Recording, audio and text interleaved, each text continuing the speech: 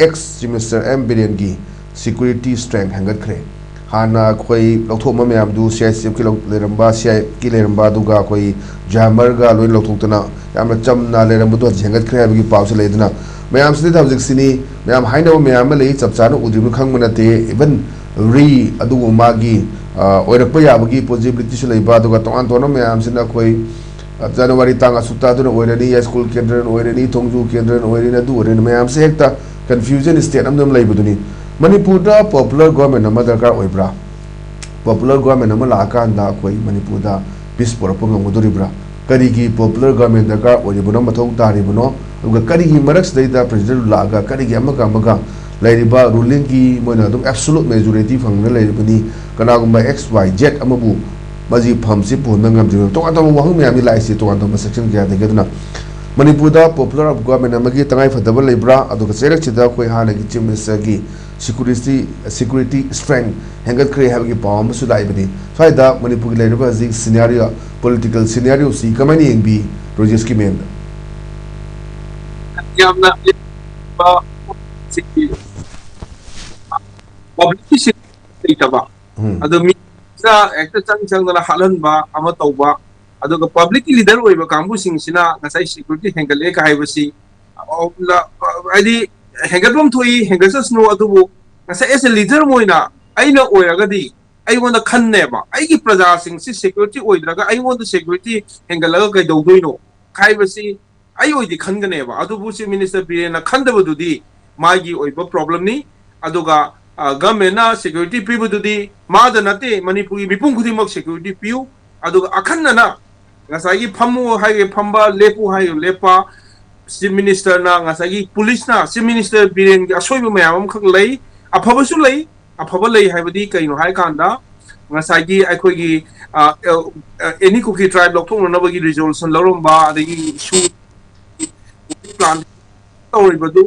koina phai haina lowi ko madu phati haiba yade tawadabu ngasagi madu to matung da karmaina leibak sing akadage haiba matang da he is a completely failure. It's a failed chief minister manam di state administration da police state se police commando se moe da samu matam da jiribam da chapa matam da leiba mafam khudimak Manipuri mafam khudimak chapa matam da home minister haira su police Manipuri state commando na police se nangi jiri da sapyaro adu tapya sir no, this is against the constitution of India. Manipur state forces say they are the people, they are the forces, they are haidana stand to wangam davida ngasai command the police man thousand bangam driba say under his command,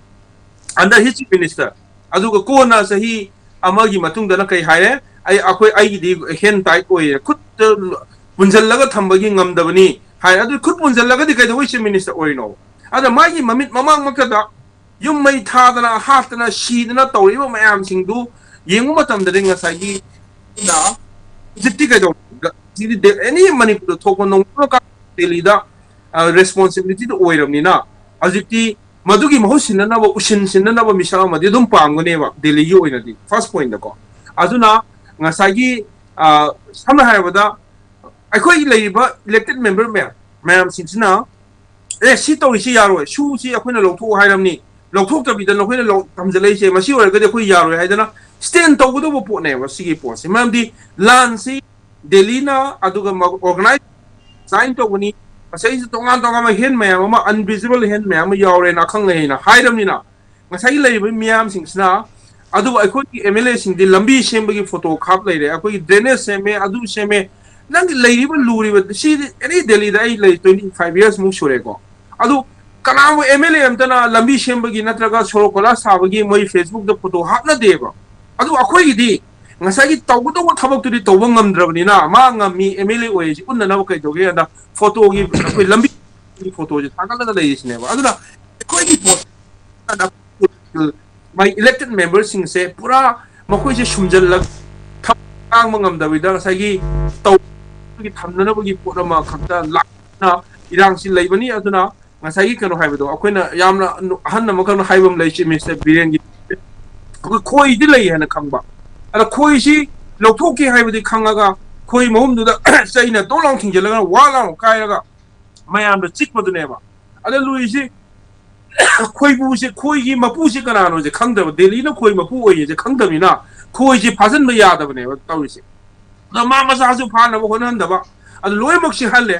अदु कदी खोइ फानी हारदि हाना खोइसे कमदौनो Fani globe नुंग उपतना खोतना plastic न कोशलगा मोइसे पाइथोप ngमदनबा योमजलगा expert नाम तानरगा तौबुदु नतबिदा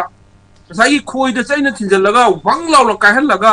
ngसागी अमुक खोइबुदुना दिल्ली ओइबनिना खोइबुदुदि फारोगे तौकांदा खोइ ma'am सिंसे फादा थादो लाक पोत्रोइदुदा माना Tumin येंगा सिमिनि soil पोत लांची हेन कुइ अवा पोत अदुदा अमुक सिगे तंजासिदा सिक्युरिटी जलेन हाइबो पोतो हेन थमजरो मागी मफम खुदिमा सिक्युरिटी और लेसनु नो ऑब्जेक्शन अदुबु एस ए लीडर हाइबसिदी मियाम की सिक्योरिटी पीबसे मधु पब्लिक लीडर मै मथौनेबा मियाम की सिक्योरिटी पीबा ngमद्रगा आइगी युमखक सिक्योरिटी पीरगा करी हाइनिंगो हाइबदुसु अदुगी वहंसिंग मियाम न हंगनरकनी मसिगी पोसे अदुगा ngसागी आइखोइना हजिक लाइबा पोसे सिदा आइगदी इंडियन स्टेट सिक्योरिटी फोर्सेस की रोल से कइनो अगन मियाम public and property life ngakpasini अदुगा सुमना खाकी एमएलए मिनिस्टर मियाम खक तु ngaknabagi damakta leiba nate मियाम की टैक्स पेयर न पीबा पैसा से लइबा सिक्योरिटी लइबा अखोगी इलेक्टेड मेंबर खतगी सिक्योरिटी की दमकता नते अदुगा मसी होय अमरोमदा सिगी मतांग ददी अखोई सिना ए आई की सिक्योरिटी से लोइबा लोथोक चक्रो अदुगा आई तौर हाइबन सिंगबा माय एमएलए सिंगा हायर कीबा मयाम थेंगनकी को अदु मयाम न से एप्रिशिएट तौगी ममदी मियाम न प्रोटेक्ट तौगदमनी मियाम की दमकता थबक तौतादी मियाम न तौनी हाइबो आई थमजनिंगी हाइना सी मतांग से थमजनिंगी ओके